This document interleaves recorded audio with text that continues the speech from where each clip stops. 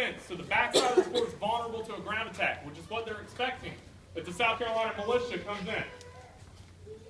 He realizes that he needs to move over to this fort to be well defended against an attack. The night of December 26, 1860, he loads all of his guys, all their gear, and a couple of American flags up in rowboats, heads over here to Fort Sumter.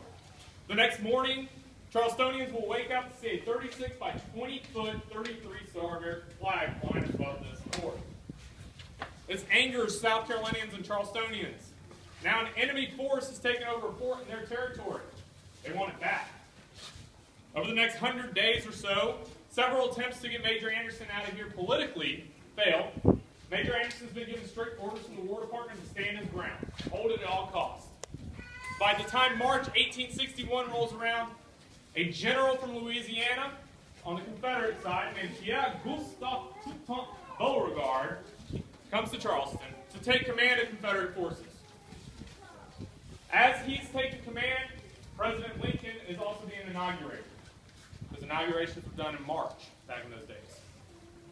By the time April rolls around, on April 8th, a resupply shipment from Governor's Island is scheduled to come down here to resupply Major Anderson and his men. This shipment will never reach the inside of this harbor.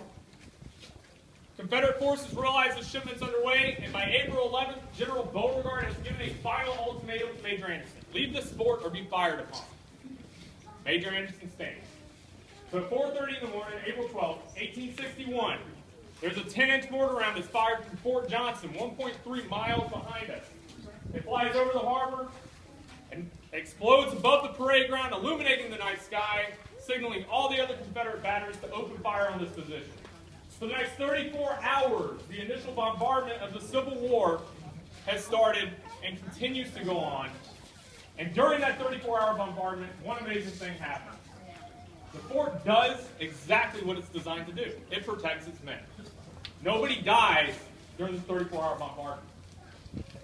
During that, however, on April 13th, there are going to be 2 rounds that fly and hit Fort Sumter, coming from Fort Moultrie, that will force Major Anderson to surrender this fort. These are called hot shots. Hot shots are cannonballs that get heated up to about 1,500 degrees Fahrenheit, blasted out the enemy cannon. They're going to hit the enlistment barracks and the officers' barracks and catch them on fire. Major Anderson has to make a choice. Does he fight the fire that's raging in his barracks, or does he continue to fight the Confederates? He doesn't have enough men to do both. He chooses to fight the fire because there's a powder magazine in the bottom floor of the officers' barracks. It's got about 50,000 pounds of black powder in it.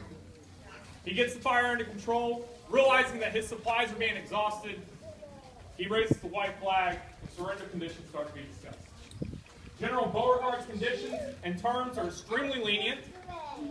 Anderson's able to take all 85 of his men, all of their gear, and the 2 flags that he brought over here with him and head back to New York on the supply ships that were supposed to resupply him. Anderson sends back a term of his own that he would like met. He wants to fire 100-gun salute in order to lower the stars and stripes in a formal surrender ceremony. Beauregard agrees to this. On the morning of April 14th, the surrender ceremony starts. By shot number 47 of this surrender ceremony, you have your first death of the American Civil War. A private by the name of Daniel Howe has his right arm removed at the shoulder and is killed instantly when his cannon misfires. Edward Galway will die 2 days later of his wounds in a hospital in downtown Charleston. These are the first 2 of 650,000 plus casualties of a 4-year conflict. And they do not die in combat. They die saluting a flag they swore to protect. Daniel Howe's body is laid to rest out here on the parade ground, and since then his grave has been lost to time. Anderson cuts his surrender ceremony down to 50 guns, fires the 3 remaining shots, hops on those ships, and heads back to New York.